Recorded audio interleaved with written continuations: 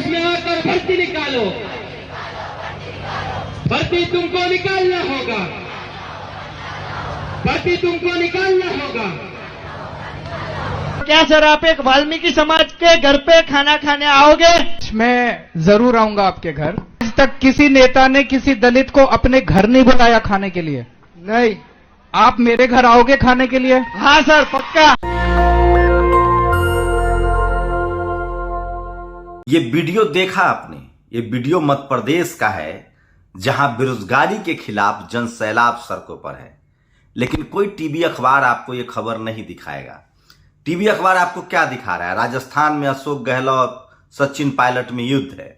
दरअसल दोनों ओबीसी हैं और मीडिया की कोशिश है कि सचिन पायलट और अशोक गहलोत को लड़ा दिया जाए और कोई सवर्ण मुख्यमंत्री बना दिया जाए।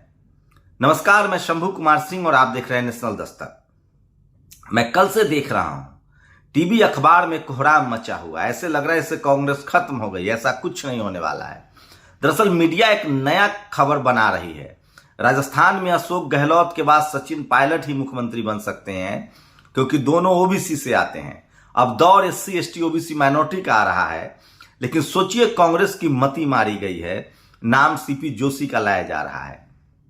एक तरफ जहां बीजेपी पूरे देश में एससी एसटी ओबीसी माइनॉरिटी का खेल खेल रही है, पता नहीं कांग्रेस को कौन समझा रहा है। लेकिन यकीन मानिए, अगर कांग्रेस ने सचिन बने या अशोक गहलोत बने या कोई और दलित पिछड़ा आदिवासी बने, वहां मीना समुदाय से बने, आदिवासी बने, शेड्यूल कास्ट से बने, अगर अगला चुनाव जीतना है बीजेपी कांग्रेस को, और अगर उसने किसी सवर्ण को मुख्यमंत्री बनाया, तो उनका बेड़ा गर्क होना तय है। गुजरात में देखिए किस तरह से अरविंद केजरीवाल खेल रहे हैं, शानदार बैटिंग कर रहे हैं।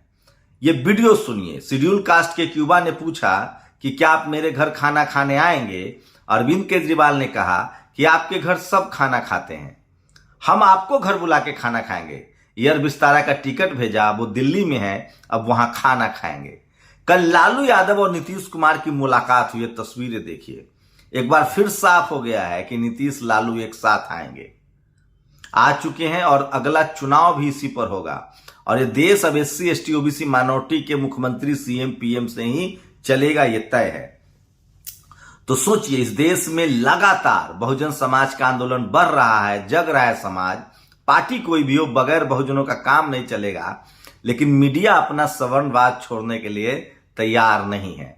तो इसलिए मैं कह रहा हूं, कांग्रेस को ध्यान रखना पड़ेगा कि राजस्थान में अगर कोई गैर सवर्ण मुख्यमंत्री नहीं होता है, चाहे वो जाट बन जाए, चाहे वो गुर्जर बन जाए, चाहे वो ओबीसी बने, चाहे शेड्यूल कास्ट बने, चाहे ट्राइबल बने, अगर ये किसी सवर्ण को बनाते हैं, खासकर सीपी जोशी को, तो बीजेपी का पत्ता साफ होना तय है, एकदम मान लीजिए।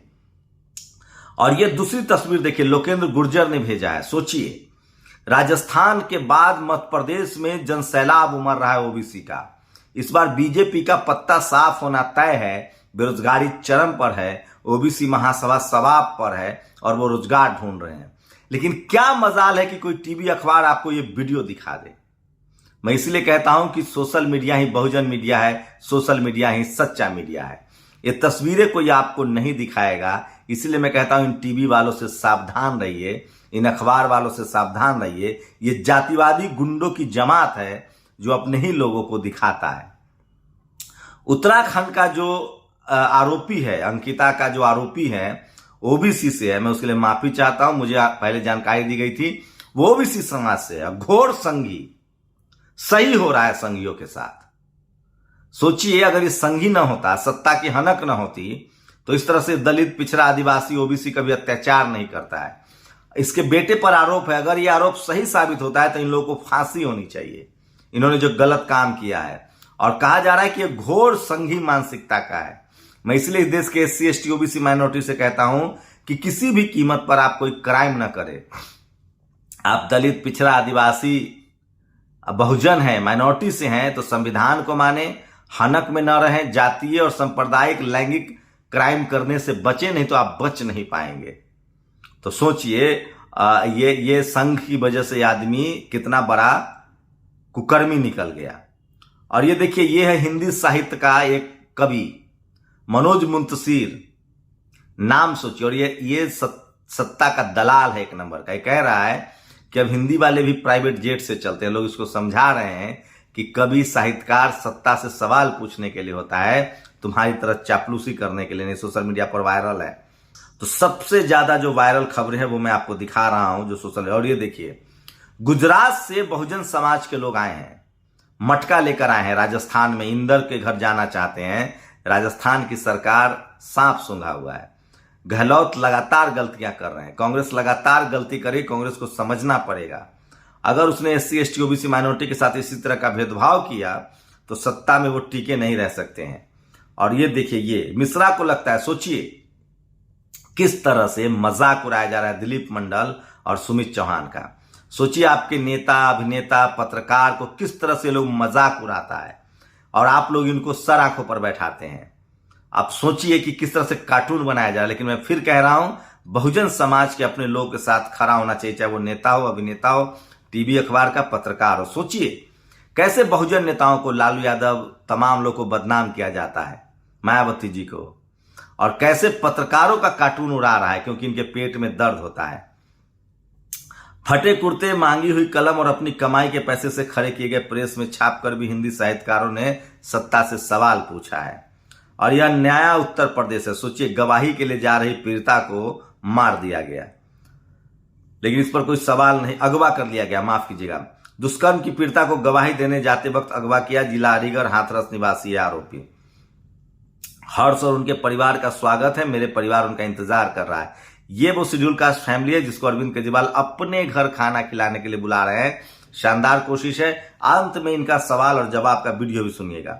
और Rahul Gandhi resume his Bharat Jodo Yatra in Palakkad. Rajya Sabha MP doctor Deepender Hooda, AICC Punjab. सोचिए, तो ये राहुल गांधी की रोड यात्रा जो है चल रही है लगातार। और आज नीतीश कुमार के साथ बड़ी बैठक हो रही है दिल्ली में। लालू यादव से मिल रहे हैं। तो नीतीश कुमार लगातार जो है वो पूरे विपक्ष को जोड़ने में। और कल इसी के लिए ताऊ देवीलाल की जयंती पर हरियाणा के फतेहाबाद में एक बड़ी बैठक हुई थी, बड़ी रैली हुई थी।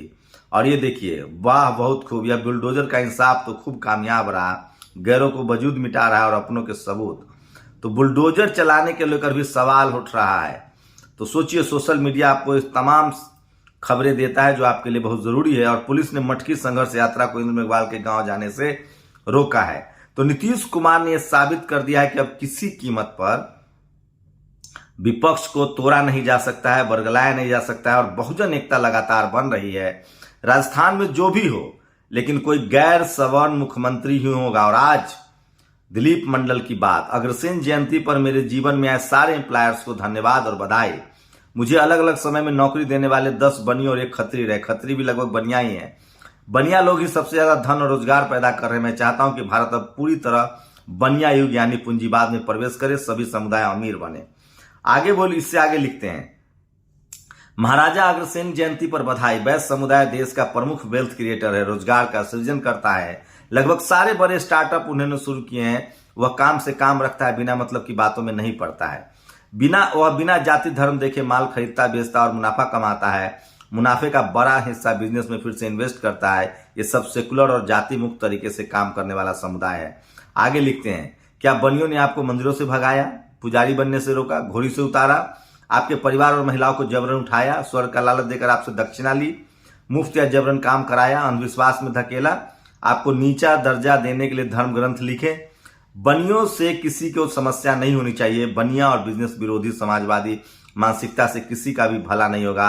महाराजा अग्रसेन की बधाई। और अंत में बनिया अरविंद केजरीवाल ने जो बड़ी लकीर खींची है, अब तक लोग खाना खाने जाते थे, अब ये वीडियो देखिए जिसमें गुजरात के एक वाल्मीकि शेड्यूल कास्ट के युवा को उन्होंने जहाज का टिकट देकर दिल्ली बुलाया है। ये पूरी बातचीत सुनिए। और मैं इसलिए कह रहा हूं कि बाबा साहब सूट बूट पहनते थे। ये पूरा लड़ाई हक अधिकार की लड़ाई है, अपने ताकत की लड़ाई है। अरविंद केजरीवाल का बहुत बहुत शुक्रिया इस इनिशिएटिव के लिए। घर जाकर तो सब खाते थे, वो घर बुलाकर खा रहे हैं। अपनी प्रतिक्रिया जरूर दीजिए। शुक्रिया। नेशनल दस्तक की आपसे गुजारिश है कि अगर इसको बचाना चाहते हैं तो नेशनल दस्तक को सब्सक्राइब करने के लिए रेड कलर के सब्सक्राइब बटन को दबाएं, फिर बेल आइकन की घंटी दबाएं। नेशनल दस्तक को बचाने के लिए बहुत जरूरी है कि हर खबर को शेयर करें, लाइक करें, कमेंट जरूर करें।